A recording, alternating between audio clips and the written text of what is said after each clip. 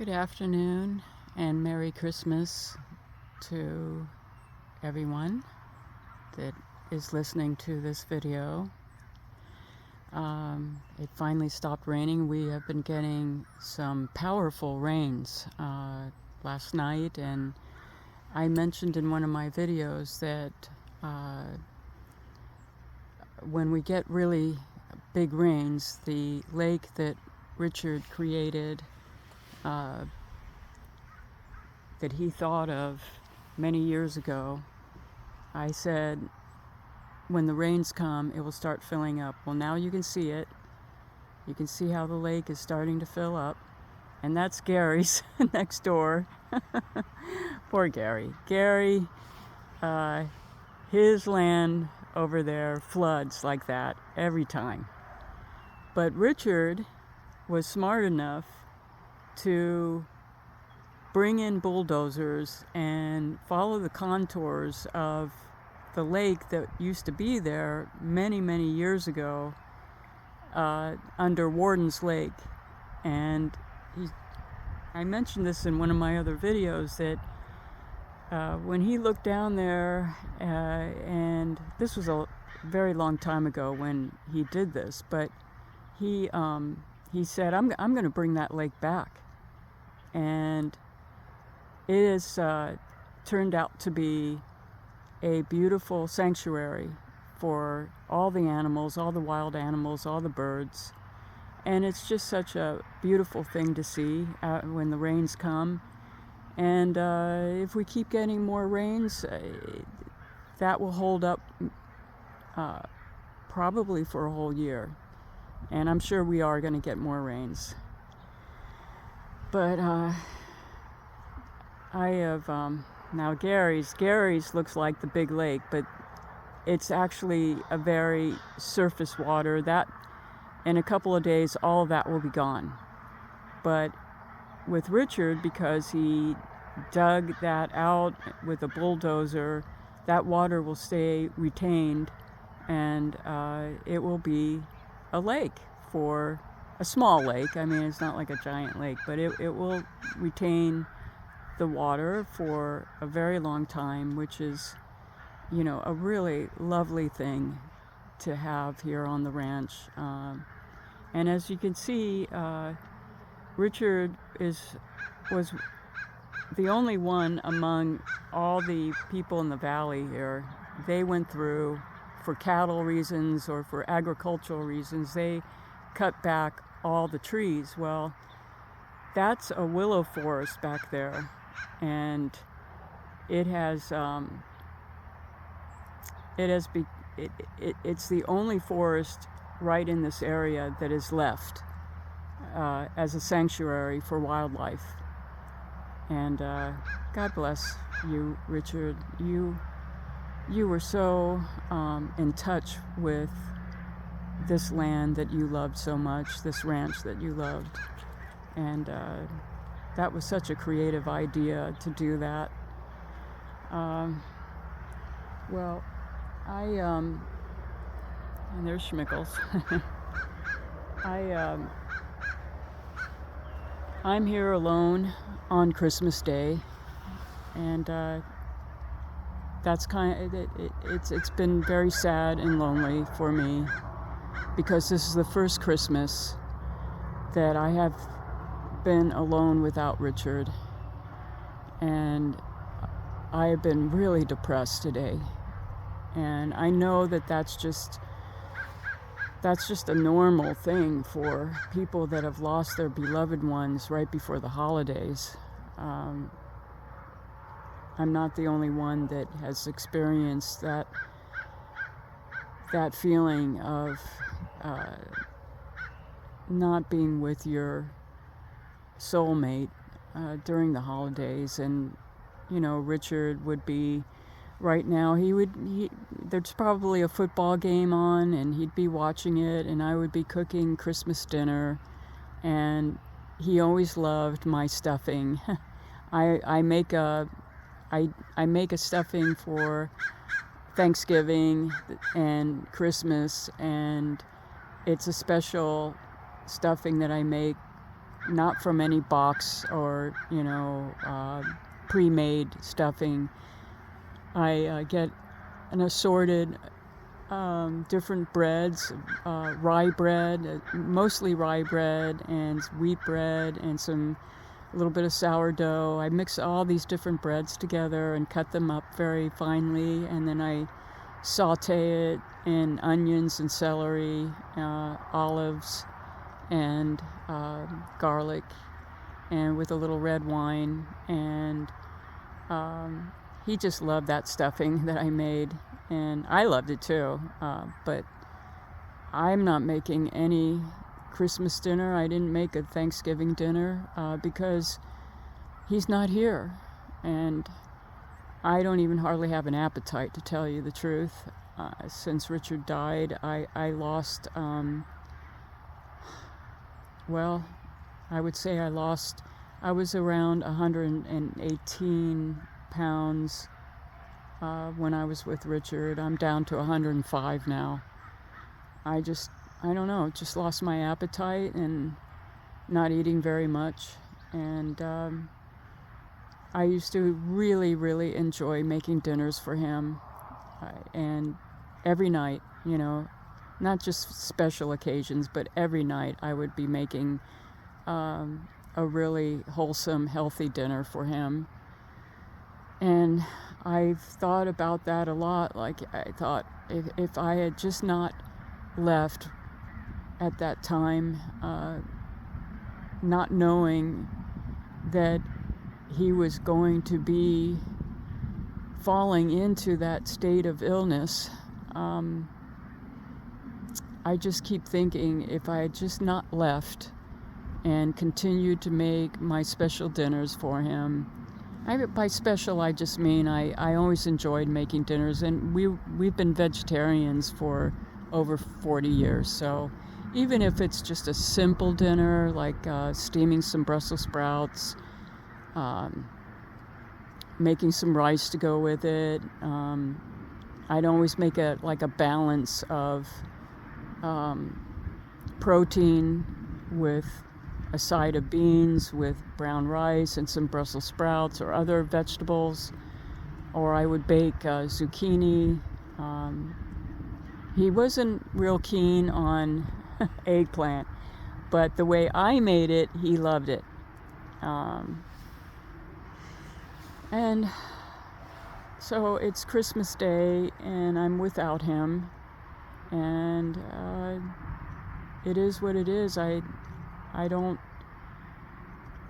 know how to even feel today, other than just sadness. And I thought, I'll just sit out. It stopped raining, and there's a little bit of patch of blue sky, and I thought, everything's turning green after the rains. It's so beautiful here. The whole valley starts to turn green, as you can see. The whole valley is turning green. It doesn't take much rain for it to be transformed into a kind of green paradise here in the valley. And I just keep thinking about how maybe, just maybe, he would still be alive today if I had not made that choice of going over to Maui to check on the property. And that's when all of a sudden he just started to decline. And I was trying to get back, but it was during the government shutdown, and the flights were very difficult, and I had my service dog, and I had to coordinate that with the right seating and all of that. But I have just prayed on it and asked him, please forgive me for making the wrong choice. I should not have left. I had no way of knowing that he was going to fall into this decline with his heart condition, other than he was having problems back a few months ago. But when he drove me to the airport, he just seemed fine.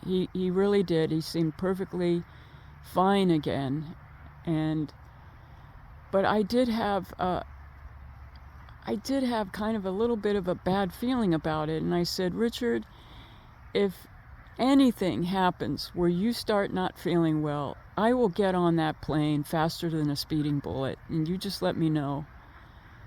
And then he sort of did, like around mid-October. I could tell his voice was weak, and there's really no point of going over this again and again in my head. I just keep, it's not going to bring him back, by saying, oh, if I had not left, if I just had stayed, maybe he'd be alive today. What good does that do? It's not going to bring him back. But, I do think about it. And, he took care of me. He took care of everything. And that was my way of taking care of him, making sure that he was having healthy dinners, and just being with him, and helping him feel better in any way I could. And I wasn't there, and I don't know what happened. How he suddenly just fell into a decline. But I'm just sitting here, and I feel better just sitting out here in nature on the ranch, just sitting outside. I'd rather be out here than inside the house. It's too depressing inside the house without him.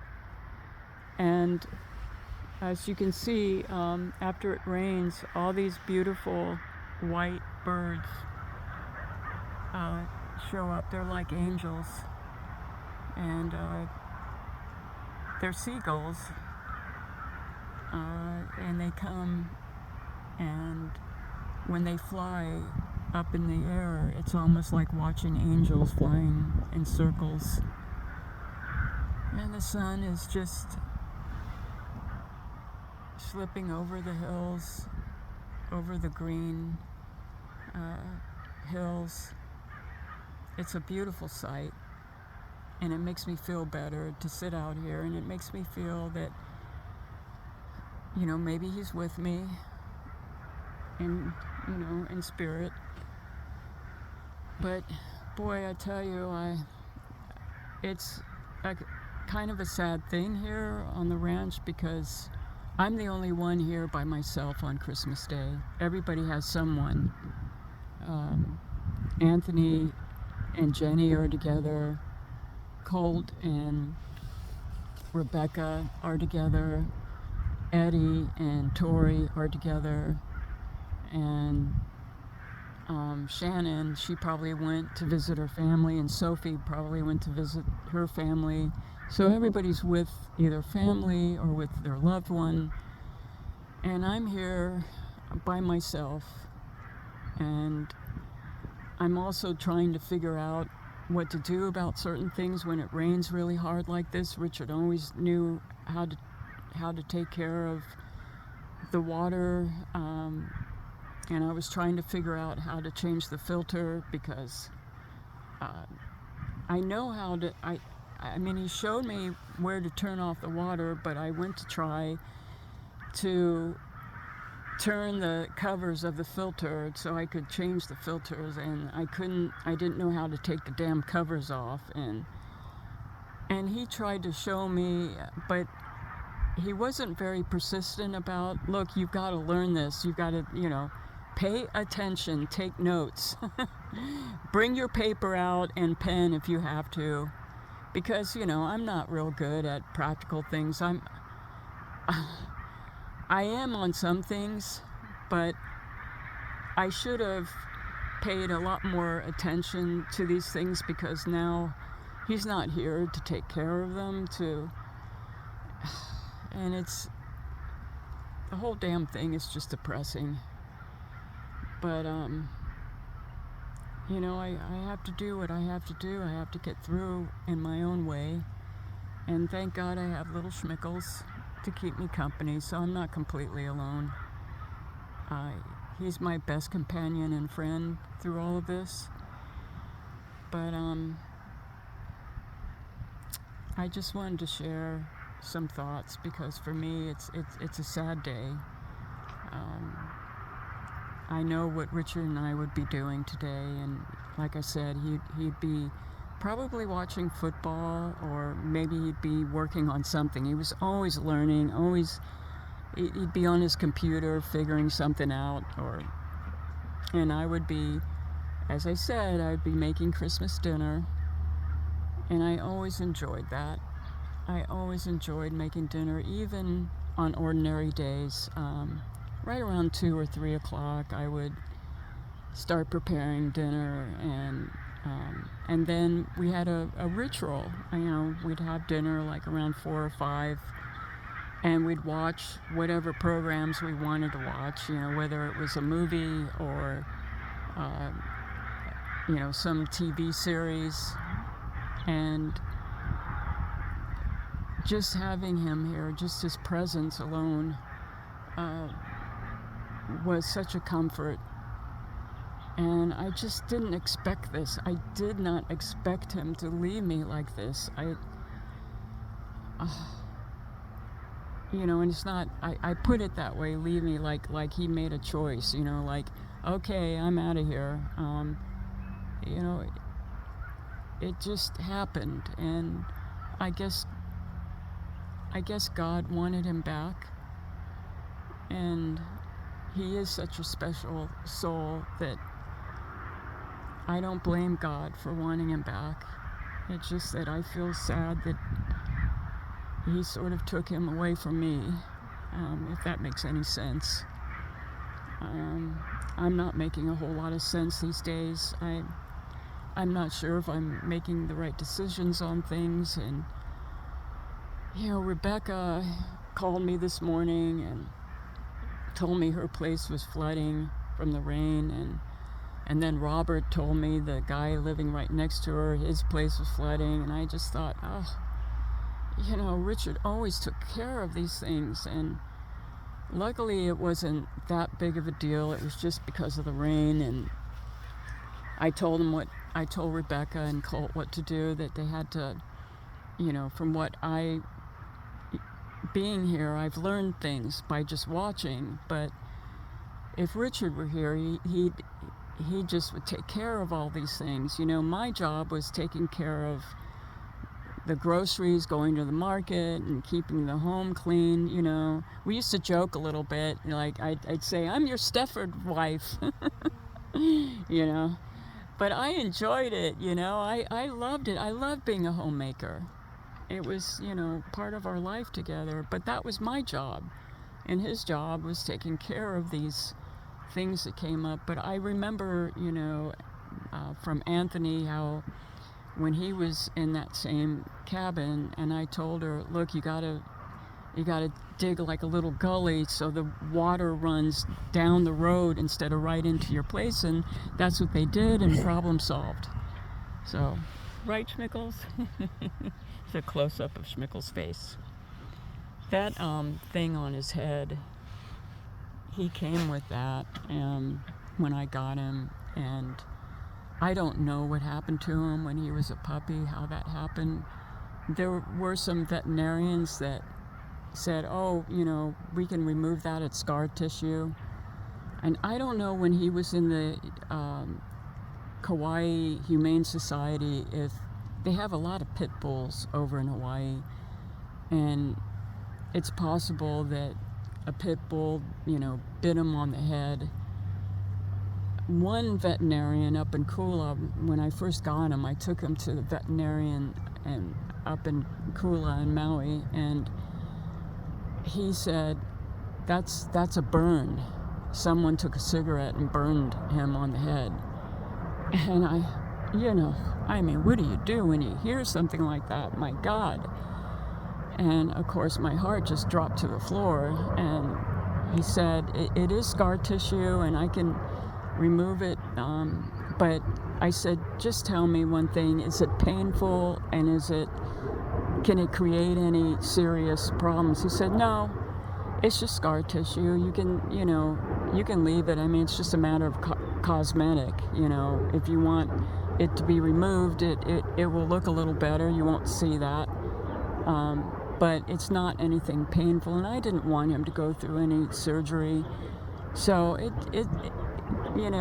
you can't really see it unless you do a close-up like what I did.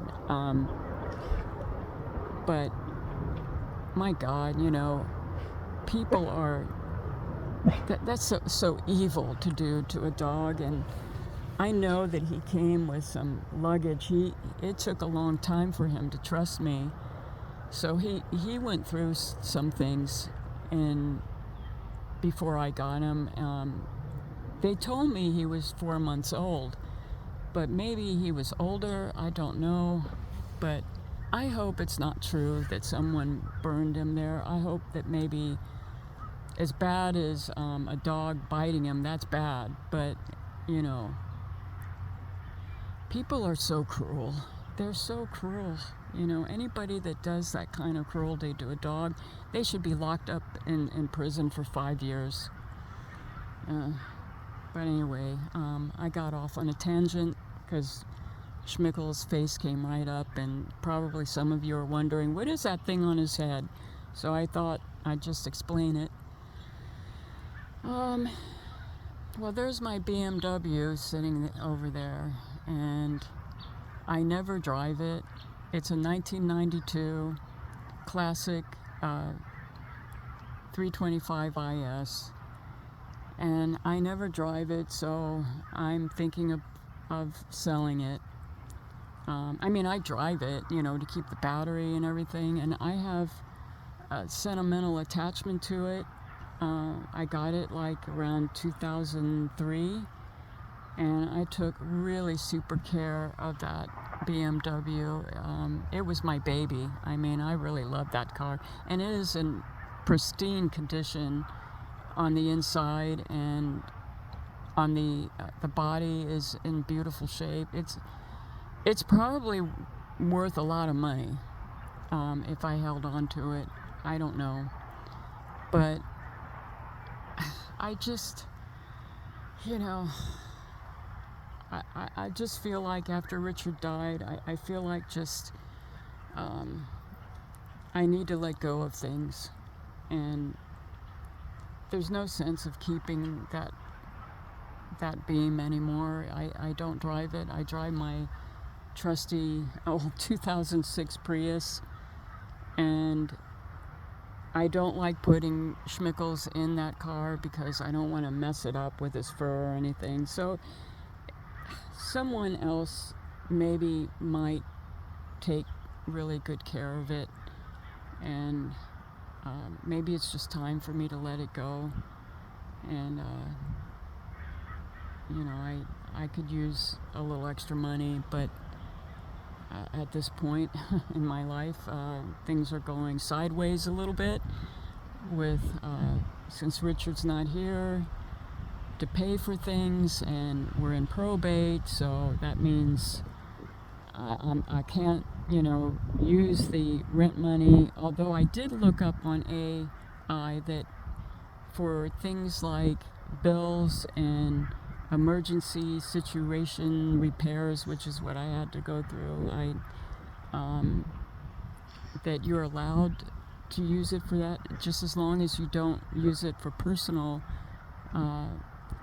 use, like going out and buying clothes for yourself or something or whatever. But I don't know what to do, and I've been using my own money out of my own savings. And when I go to the market, it used to be Richard gave me a credit card, and I didn't. Anyway, I'm just rambling on here. And I don't know. Anybody who wants to listen to this might be thinking, okay.